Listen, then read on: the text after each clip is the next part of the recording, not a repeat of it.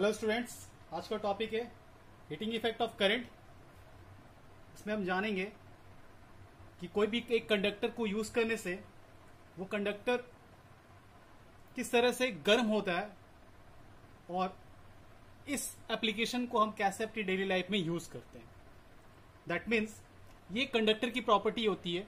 किसी कंडक्टर पे heating effect ज्यादा हमें मिलता है, किसी कंडक्टर पे हीटिंग इफेक्ट कम मिलता है। तो किस कंडक्टर पे हीटिंग इफेक्ट हमें ज्यादा मिलता है?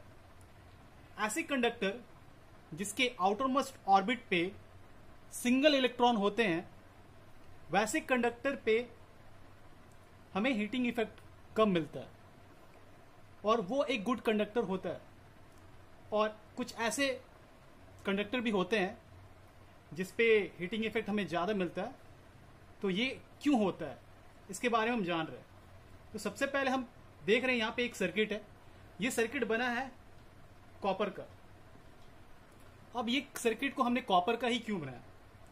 क्योंकि जब हम कॉपर के इलेक्ट्रॉनिक कॉन्फ़िगरेशन में देखेंगे तो हम पाएंगे कि कॉपर के आउटर मोस्ट ऑर्बिट पे सिर्फ 1 इलेक्ट्रॉन बचते हैं। चूंकि कॉपर का एटॉमिक नंबर 19 होता है, तो फर्स्ट ऑर्बिट पे उसके 2 इलेक्ट्रॉन, सेकेंड ऑर्बिट पे 8 इलेक्ट्रॉन, थर्ड ऑर्बिट पे 18 इलेक्ट्रॉन और लास्ट ऑर्बिट पे सिर्फ 1 इलेक्ट्रॉन रह जाता है। कॉपर का 1 ग्राम कॉपर में 6.023 into 10 to the power 23 free electrons रहते हैं 1 ग्राम कॉपर पे। तो आप एज्यूम कर सकते हैं कि किसी कंडक्टर के पर यूनिट वॉल्यूम पे हमें कितना ज्यादा फ्री इलेक्ट्रॉन्स मिल सकता है। और that means rate of flow of charge, ये करंट है। तो जब हम यहां पे पोटेंशियल V लगाते हैं तो इस कंडक्टर के अक्रॉस एक इलेक्ट्रिक फील्ड जनरेट होता है। एक इलेक्ट्रिक फील्ड जनरेट होगा। वो इलेक्ट्रिक फील्ड क्या करेगा? सारे इलेक्ट्रॉन्स को पॉजिटिव टर्मिनल की तरफ खींचेगा। सारे इलेक्ट्रॉन्स वो मूव करेंगे, भागे भागे दौड़े जाएंगे पॉजिटिव टर्मिनल की तरफ। तो जो एटम अपने अपने लैटिस पे फिक्स्ड हैं, ये सारे इलेक्ट्रॉन्स क्या होगा?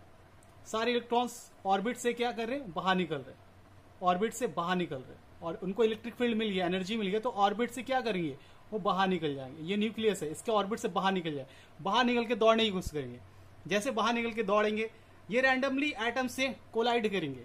इनके पास जो भी काइनेटिक एनर्जी होगा वो तुरंत ही हीट एनर्जी में कन्वर्ट हो जाएगा और वो हीट एनर्जी ही हम यूज करते हैं हीटिंग इफेक्ट ऑफ करंट में। इलेक्ट्रिक पोटेंशियल डिफरेंस क्या है? That is the amount of work done, the amount of work done to bring charge from one point to another or one terminal to another. So according to this हम लिख सकते हैं the amount of work done to bring up unit charge from one terminal to another or one point to another, that is V equal to W upon Q. That is equation 2. यहां से हम क्या लिख सकते हैं कि जो W होगा that is VQ. Okay, V equal to हम क्या लिखेंगे? IT। तो V इक्वल टू हम लिखेंगे Q equal to IT and V equal to IR। यहां पे हमें एक मिलेगा equation, here we get I square RT। Now what is W? यही work done that would be change into heat energy.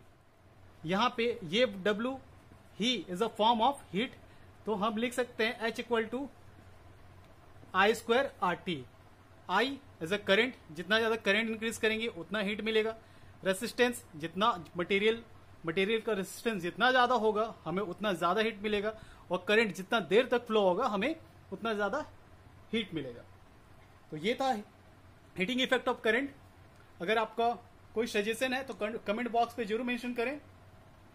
मिलते हैं अगले वीडियो पे, तब तक के लिए ख्याल रखिए, खुश रहिए, बाय।